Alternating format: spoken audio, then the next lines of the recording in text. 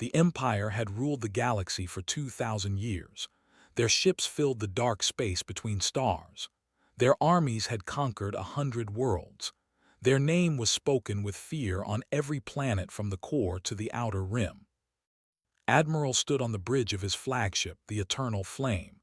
He was tall for a, with gray skin and 4 eyes that glowed soft yellow in the dim light. His uniform was covered with medals from many victories. He had never lost a battle. He had never known fear. "Admiral," said his second-in-command, a young officer named, "we have found something on the 3rd moon of the dead planet." Turned slowly. The dead planet was what they called Earth. It was a burned world now, covered in ash and silence. The humans who had lived there were gone. Everyone knew this. Everyone had been told this for 3,000 years. "What did you find?" asked. "Vaults, sir, deep underground. Our scanners show thousands of life signs. They are weak, but they are there." Felt something strange in his chest. It was not fear. He did not know fear, but it was something close. "Life signs on a dead world." "Yes, Admiral. The readings are very old. Whatever is down there has been sleeping for a very long time." Walked to the main screen. He looked at the moon, a gray rock floating in space. It looked empty. It looked harmless, but the scanners did not lie. "Sir," said quietly, "there is something else. When we scanned the vaults, we received a message. It was recorded in the old language, the one used before the Empire was born." "Play it." The bridge went silent. Then a voice filled the room. It was old and tired, and it spoke words that made every officer freeze. "To all who find this place, do not open these doors. Do not wake what sleeps within. The humans chose to rest. Let them rest. If you wake them, you will learn why the galaxy once trembled at their name. This is not a threat. This is a warning. Do not wake the humans." The message ended. No one spoke. Stared at the screen for a long moment. Then he laughed. It was a cold, hard sound. "Humans," he said. "Children's stories, tales to frighten the young. The humans were weak. They destroyed their own world with their wars. They are nothing but bones and dust now." "But sir," said carefully, "the old records say—" "The old records say many things," cut him off. "They say humans could fight for days without sleep. They say humans would chase enemies across the stars for revenge. They say humans never forgot and never forgave. Lies, all lies, made up by cowards who feared shadows." He turned to face his officers. His 4 eyes burned with pride. "The Empire fears nothing. We have crushed every enemy. We have taken every world worth taking. If there are humans sleeping in those vaults, they are relics, fossils. We will open those doors and show the galaxy that the great human threat was nothing but a dream." "And if the warning is true?" asked. Smiled. It was not a kind smile. "Then we will kill them before they wake. Send the ground teams. I want those vaults open before the next cycle." Wanted to argue. He had read the old books. He had seen the pictures of Earth before it burned, blue oceans, green lands, cities that touched the clouds. He had read about the human wars, how they had fought each other with terrible weapons, how they had nearly destroyed themselves a dozen times but always came back stronger. But he was a soldier. He followed orders. "Yes, Admiral," he said. The launched an hour later. 50 soldiers in heavy armor, carrying the best weapons the Empire had made. They landed on the gray moon and began drilling into the rock. It took 3 days to reach the first vault door. It was massive, made of metal that their tools could barely scratch. There were words carved into it, human words that none of them could read. But there was also a picture, a simple drawing of a human hand, palm out, the universal sign for stop. The team leader, a veteran named, looked at the picture for a long time. He had fought in 20 campaigns. He had seen things that would break weaker minds, but something about that hand made him uneasy. "Sir," he called to Admiral on the comms, "the door, there is a warning here." "I know what is there," replied. "Open it." Admiral, perhaps we should study it first. Learn what we are dealing with. I gave you an order, soldier. Open the door or I will find someone who will. Closed his eyes. He thought of his family back home, his children who looked up to him. Then he gave the command. The cutting beams fired. Sparks flew in the vacuum. The ancient metal began to glow red, then white. After 6 hours of continuous cutting, the door groaned and fell inward. Cold air rushed out, air that had been trapped for 3,000 years. Frost covered everything, the walls, the floor, the thousands of pods that lined the massive chamber like eggs in a nest. Stepped inside. His lights cut through the darkness. He walked to the nearest pod and wiped the frost from its window. A face looked back at him, a human face, male, young, peaceful in sleep. There were tubes connected to his body, machines humming softly, keeping him alive across the centuries. Admiral whispered, "They are here, they are really here, thousands of them, maybe more." On the bridge of the eternal flame, Admiral smiled his cold smile. "Wake them," he said, "wake them all. Let us see what the galaxy was so afraid of." Reached for the controls on the pod. His hand was shaking. He told himself it was the cold. He pressed the button. The pod hissed. The lights changed from blue to green. Inside, the human's eyes moved beneath closed lids. And somewhere in the darkness of space, in places that had never found, ancient systems received a signal. Computers that had slept for 3,000 years began to wake.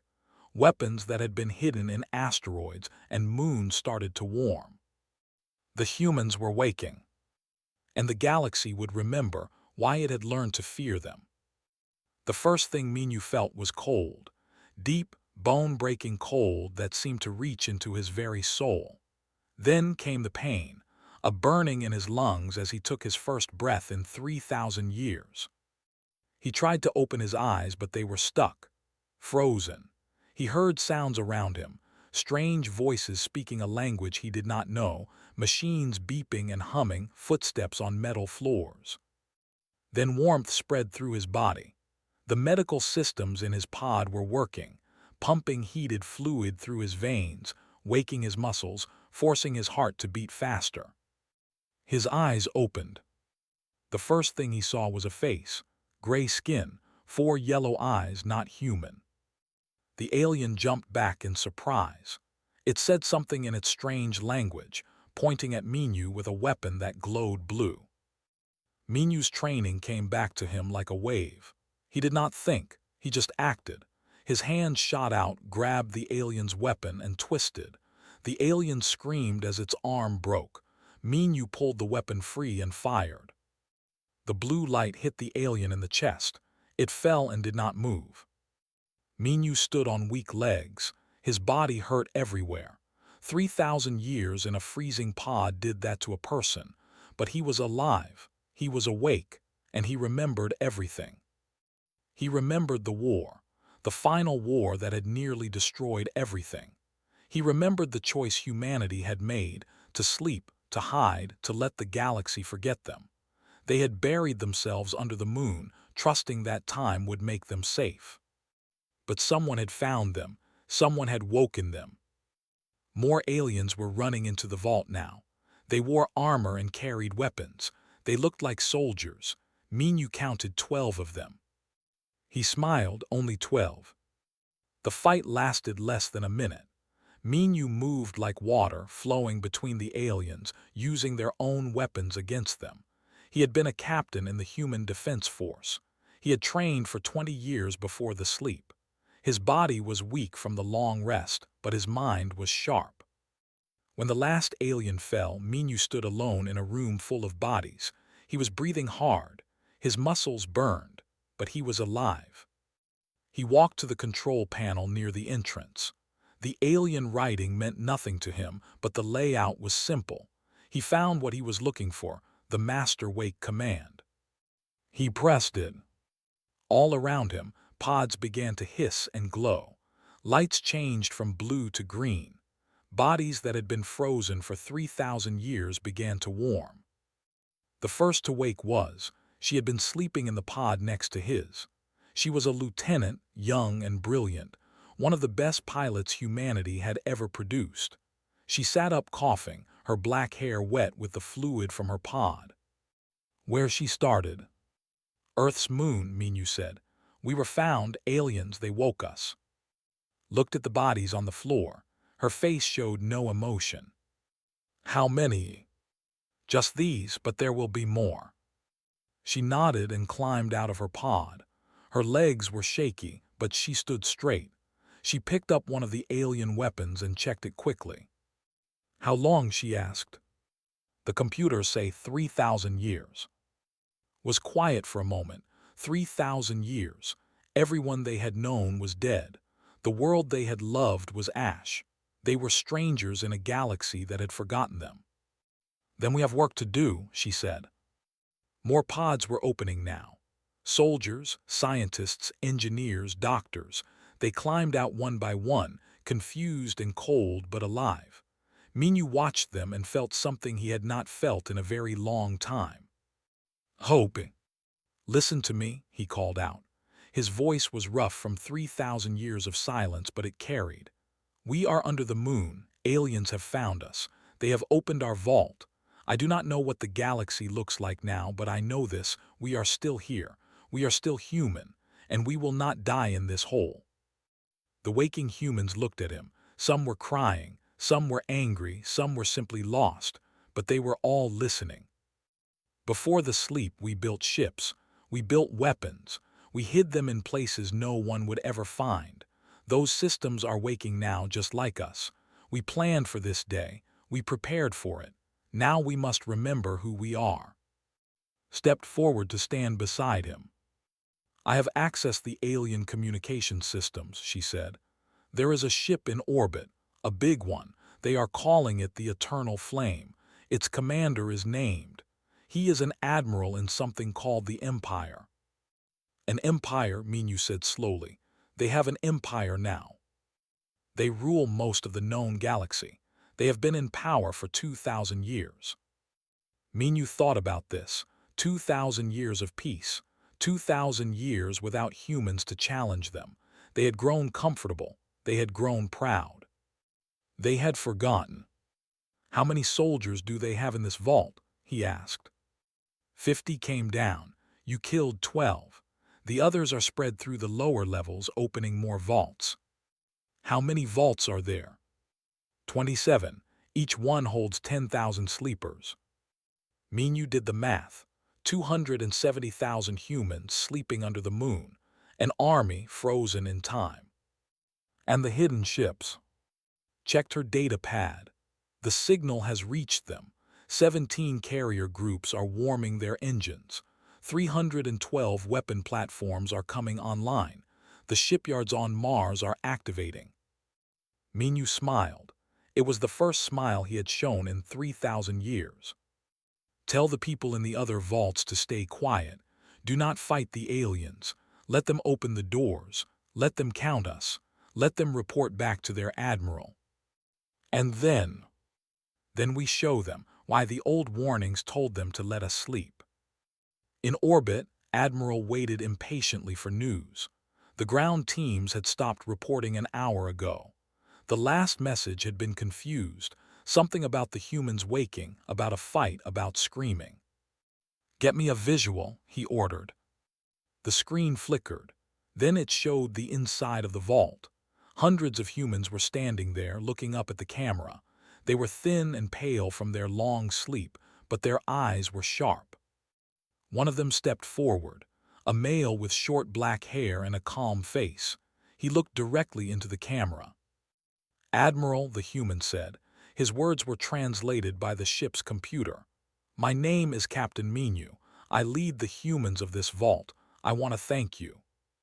Leaned forward, thank me. Yes, we have been sleeping for a very long time. We were tired. We needed rest. But we left instructions, clear warnings. Do not wake us, they said. Let us sleep. The warnings of cowards, said. The human smiled. It was not a friendly smile. No, Admiral. The warnings of hunters who were waiting for their prey to forget them. You have done us a great service. You have reminded the galaxy that we exist. Now we must remind the galaxy what we are." The transmission cut off. Stared at the blank screen.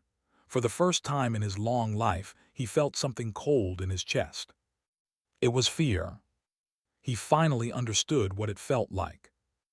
Admiral said quietly, "Our sensors are detecting something, ships, coming out of the asteroid belt, thousands of them." Looked at the tactical display.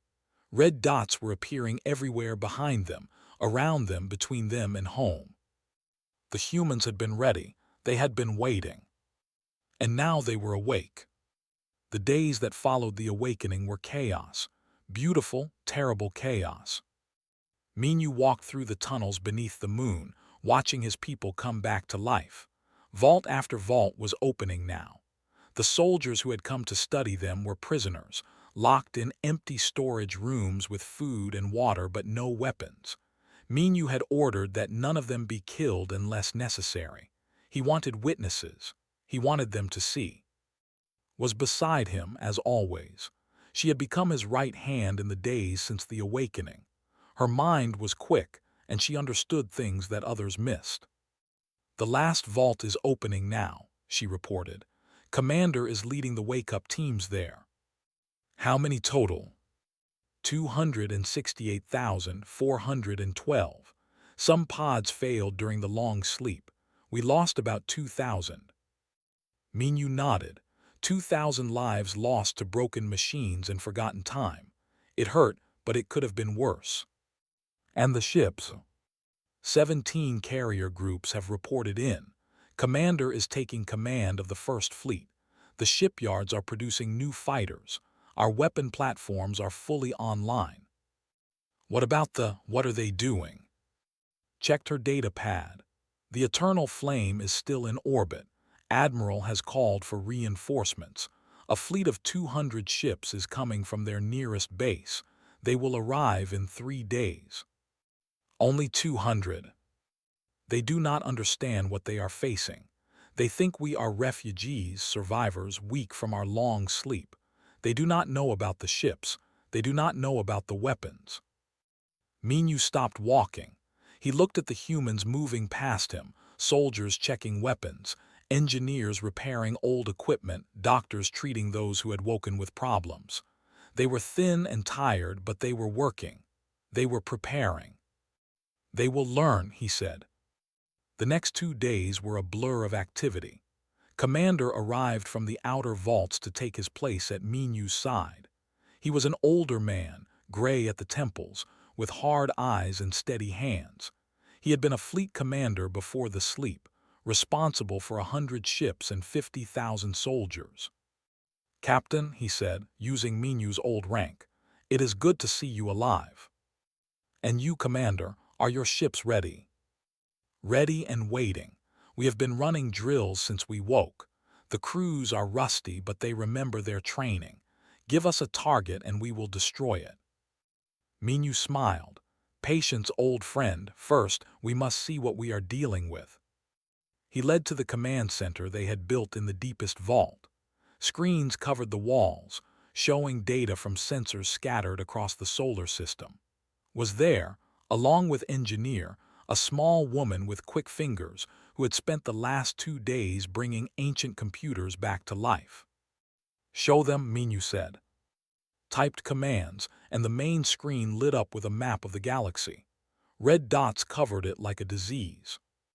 "The Empire," she said. 4,000 star systems, 2 trillion citizens, military forces of approximately 50 million soldiers and 10,000 warships.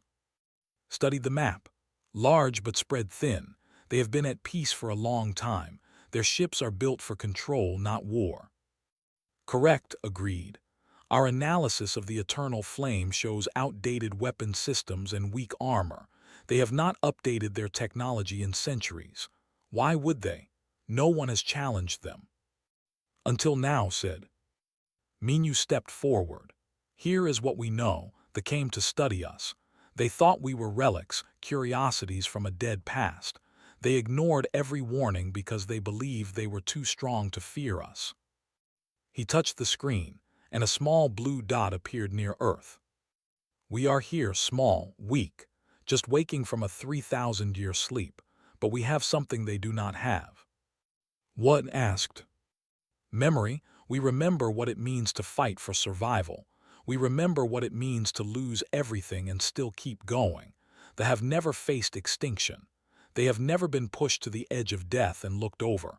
We have, many times. He turned to face them all.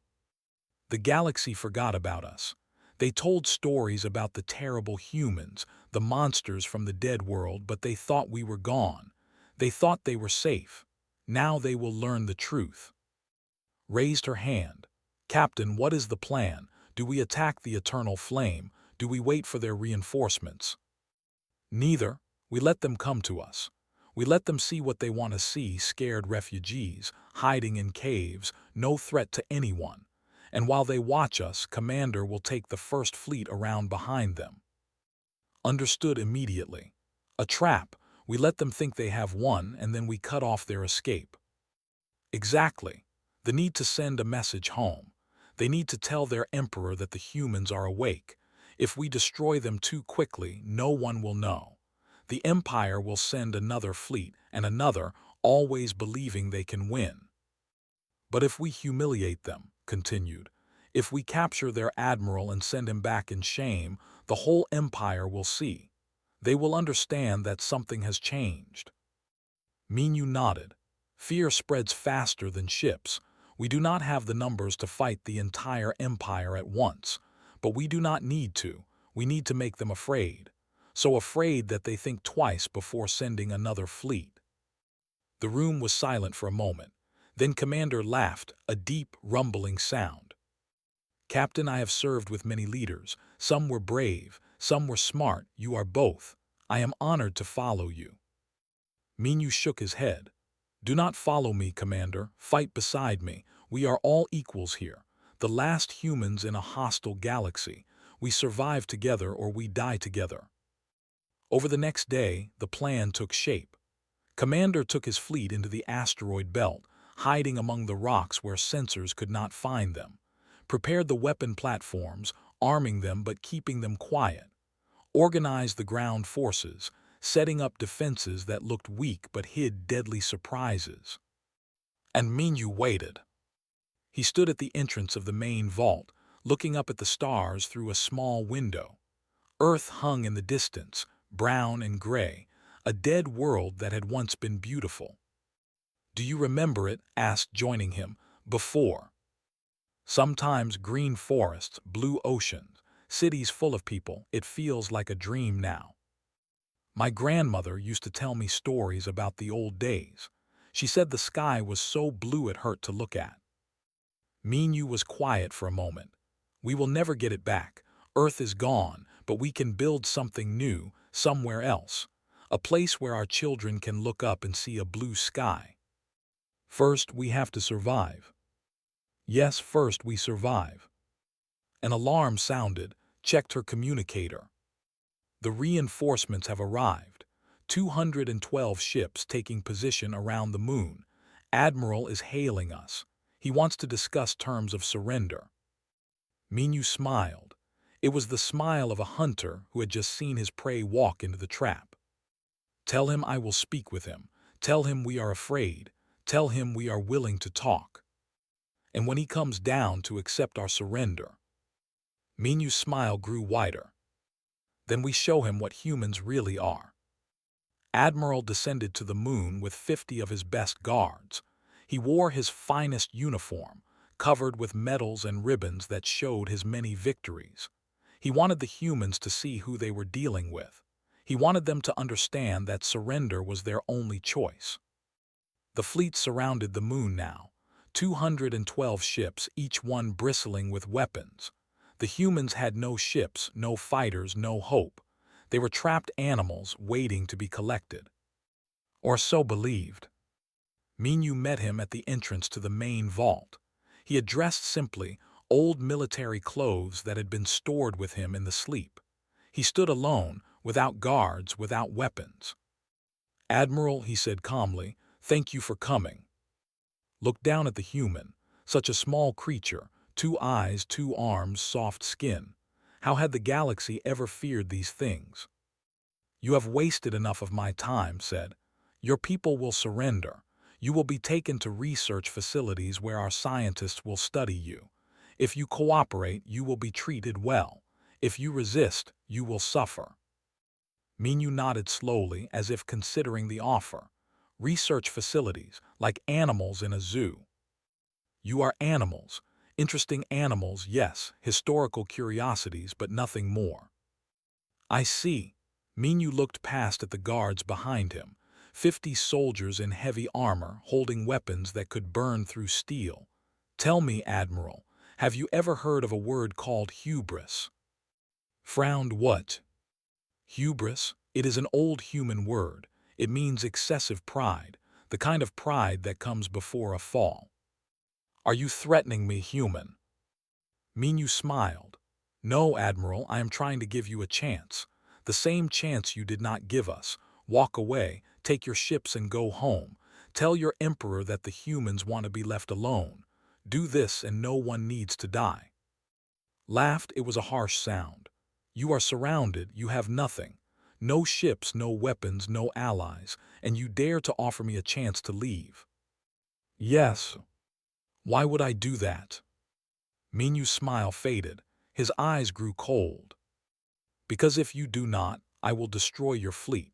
I will capture you alive. And I will send you home in chains so that your entire empire can see that the humans have returned. For a moment there was silence, then raised his hand, signaling his guards. Kill him. The guards lifted their weapons. Blue light began to glow at the ends of their guns. Minyu did not move. Commander, he said quietly, now. In space, hidden among the asteroids, 17 human carriers dropped their camouflage. They had been waiting for this moment, engines cold, weapons armed. The moment Minyu spoke, they fired. Missiles streaked across the void. Energy beams cut through the darkness. The first wave hit the fleet before they even knew they were under attack. On the surface of the moon, the guards hesitated. They heard the screams coming through their radios, their ships exploding, their comrades dying, their fleet falling apart. Minyu moved. He was faster than any of them expected. Before the first guard could fire, Minyu had taken his weapon and turned it against him. The vault doors behind him opened, and human soldiers poured out, 2,000 of them, armed with weapons they had kept hidden in the deep storage rooms. The fight was brutal and short. The guards were well trained, but they were not ready. They had expected to accept a surrender, not fight a battle. Half of them fell in the first 10 seconds. The rest tried to retreat, but there was nowhere to go. Watched in horror as his guards died around him. He reached for his sidearm, but a small hand caught his wrist and twisted. He screamed as the bones snapped. Lieutenant stood before him, her face calm, his broken arm in her grip. The captain offered you a chance, she said. You should have taken it. In orbit, the battle raged. Commander stood on the bridge of his carrier, watching the tactical display with satisfaction. The ships were in chaos. They had been spread out around the moon, expecting no resistance. Now they were being picked apart from behind. Target their command ships first, ordered. Cut off their heads and the body will fall. Human fighters swarmed through space. They were smaller than the ships, faster and more agile.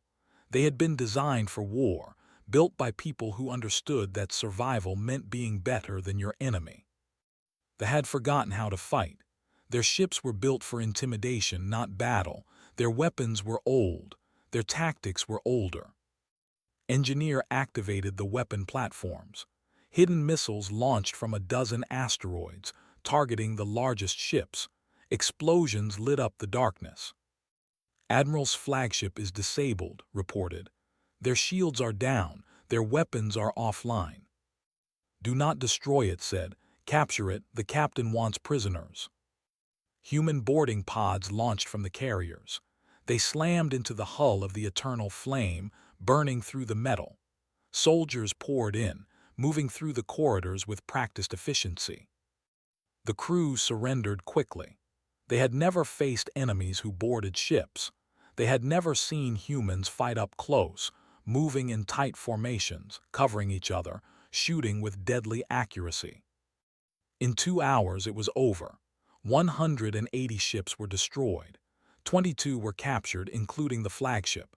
The rest had fled, jumping to faster-than-light speed and running for home. Minyu stood on the surface of the moon, watching the stars. Fires burned in orbit, the remains of enemy ships still glowing as they fell apart. Knelt before him. The proud admiral was broken now, his arm in a makeshift sling, his uniform torn, his 4 eyes filled with terror. Hal whispered, "How is this possible? You were sleeping, you had nothing." "We had 3,000 years to prepare," Minyu said. 3,000 years to hide ships in asteroids and weapons in moons. 3,000 years to plan for the day someone would be foolish enough to wake us. But why hide, why sleep? Minyu looked down at him. His eyes were sad, tired, old beyond his years. "Because we were tired, Admiral, tired of war, tired of fighting, tired of being the monsters that the galaxy feared. We thought that if we slept long enough, the universe would change. The old enemies would die. The old hatreds would fade. We hoped to wake to a peaceful galaxy where we could start again." He knelt down to look in the eyes. "But you could not leave us alone. You had to open the door. You had to wake the monsters. So now the monsters are awake, Admiral, and the galaxy will remember why it learned to fear the dark." Was shaking. "What will you do with me?" "I will send you home. You will tell your emperor what happened here. You will tell him that the humans have returned. And you will give him a choice, the same choice I gave you. Leave us alone or suffer the consequences." "He will not listen. He will send more ships, bigger fleets." Minyu stood up. "Then we will destroy them too. And when enough ships have burned, when enough admirals have knelt before us, perhaps your emperor will understand." He turned away, walking back toward the vault. "Prepare the broadcast. It is time for the galaxy to meet us." Behind him, remained on his knees, staring at the stars, wondering how his empire had made such a terrible mistake. The broadcast reached every corner of the empire within days. It was short, simple, and terrifying. His face appeared on every screen, every communication device, every public display. She was young and beautiful, with dark eyes that burned with cold fire. "Citizens of the Empire," she said, "my name is Lieutenant of the Human Defense Force. 3,000 years ago, our species went to sleep. We buried ourselves beneath our dead world and hoped that time would heal the galaxy. We left warnings at our door, telling anyone who found us to leave us in peace." She paused, letting the words sink in. "Your admiral ignored those warnings. He opened our vaults. He woke us from our sleep. And when we asked him to leave, he laughed." The image changed. It showed the battle, human ships tearing through the fleet, explosions lighting up the darkness, the mighty eternal flame drifting helplessly with its engines destroyed. "This is what happened to his fleet. 200 ships gone in 2 hours. Your admiral is alive. We are sending him home along with the survivors of his crew. They will tell you what they saw." His face returned. "We do not want war. We want to rebuild our lives on a new world far from the shadows of our past. But we will not be caged. We will not be studied like animals. We will not kneel to any empire, any emperor, any power in this galaxy." Her eyes seemed to look directly at everyone watching. "Leave us alone and you have nothing to fear. Come for us again and we will come for you. This is not a threat. This is a promise. You were warned once. Consider this your final warning." The broadcast ended. The effects were immediate. On 100 worlds, citizens stared at their screens in shock. They had grown up hearing stories about the humans, monsters from the dark past, nightmares from ancient history. But those were just stories. The humans were dead, gone, dust and memory. Now they were back. The Emperor of the sat on his throne, watching the broadcast for the 10th time. He was old, far older than, with skin like dried leather and eyes that had seen 1,000 years pass. "How many ships do they have?" he asked. His advisor, a thin named Tarn, checked his data pad. "Based on the battle, we estimate at least 17 major capital ships and several hundred fighters. But Your Majesty, if they were able to hide those ships for 3,000 years, there may be more. And their weapons? Advanced, more advanced than ours. Our analysis shows technologies we do not understand." The Emperor was silent for a long moment. "What do you advise?"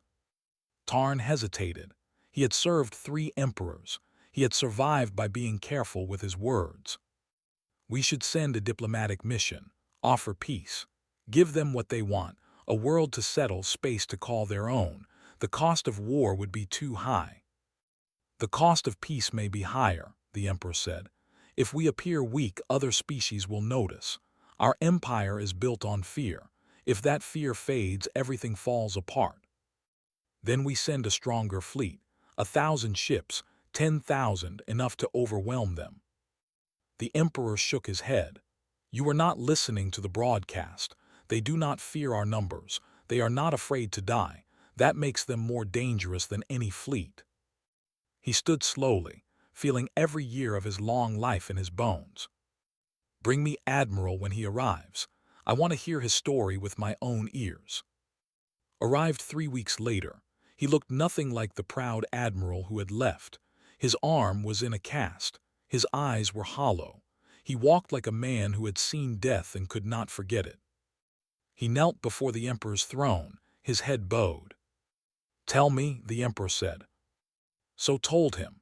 He told him about the warning message, the ancient human words carved into the vault door. He told him about waking the first human, watching those dark eyes open after 3,000 years. He told him about the battle, how the human ships had appeared from nowhere, how they had moved and fought like nothing he had ever seen.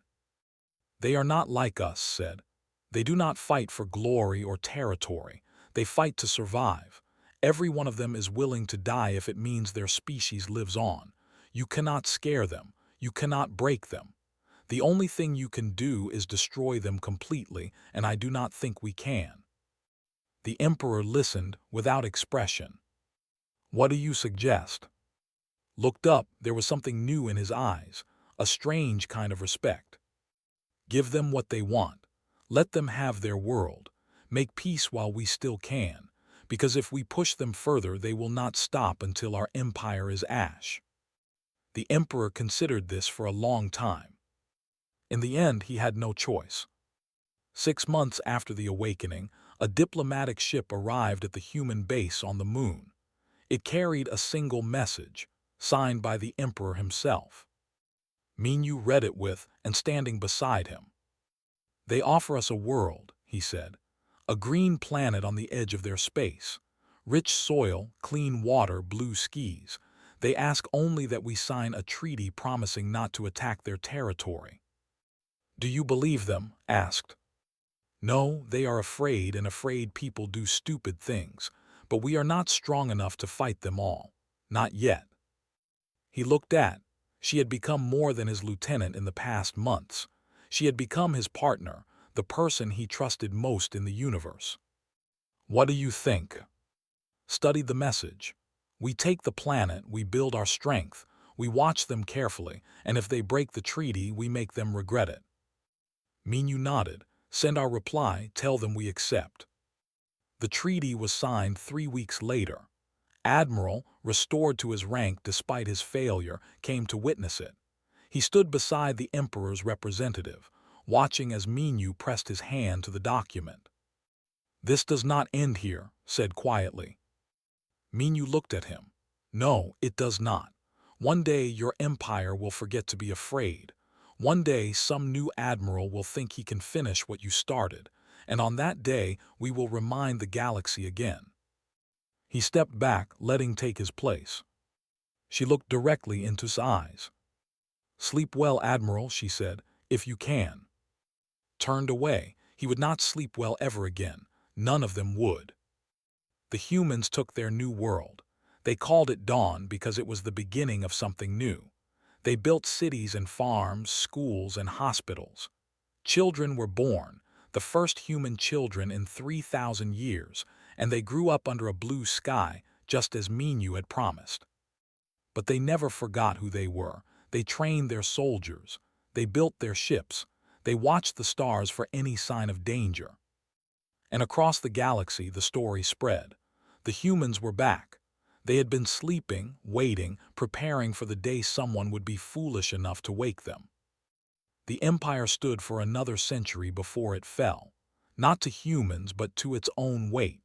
The fear that had held it together faded slowly, and without fear, there was nothing to stop the cracks from spreading. When the Empire collapsed, Minu was long dead. So was but their children, and were there to watch.